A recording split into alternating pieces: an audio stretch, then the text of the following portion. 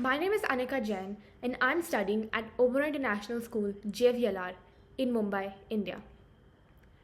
Writing my story about empathy was an eye-opening experience that challenged the bounds of my creativity.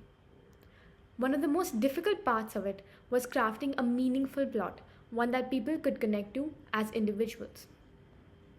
Since it was about empathy, it was important that people understood the significance of my characters' actions in the story. To overcome this writer's block, I drew inspiration from my own life. One of my biggest passions is playing the piano, whether it's for myself or for others.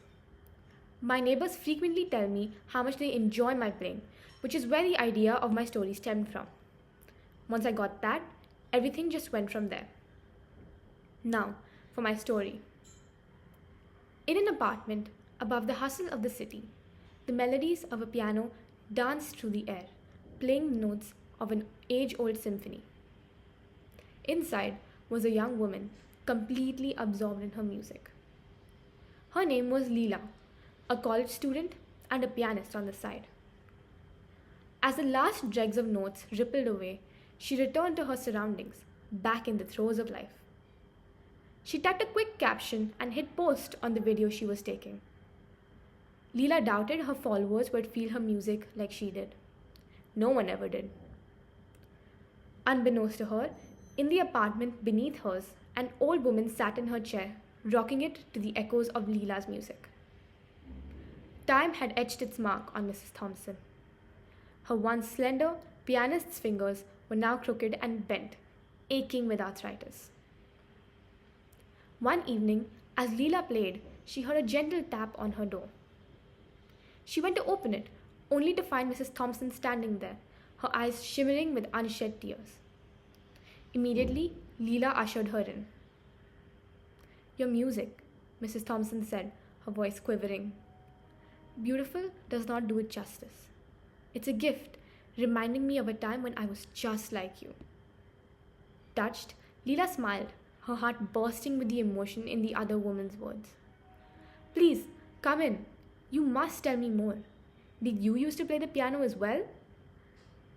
Mrs. Thompson smiled, her eyes crinkling with laugh lines. "Yes, indeed. Not to brag, but I was quite the sensation." Then she sighed despondently, looking down at her fingers.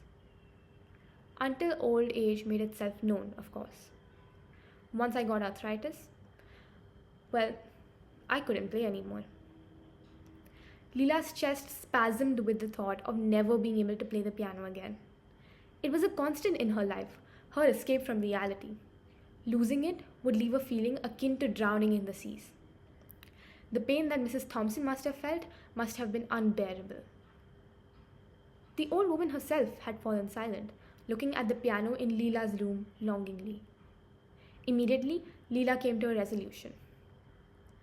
Why don't I play for you, Mrs. Thompson?" she offered hesitantly. "You could give me a piece to play, and I could learn it in time for tomorrow." Mrs. Thompson's eyes lit up at once.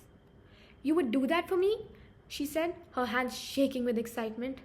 "Oh, I would absolutely love it."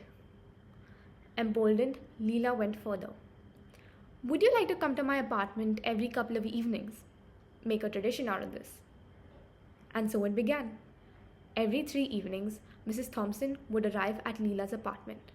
They would spend hours just listening to Leela's music, forming a bond that surpassed the language of words.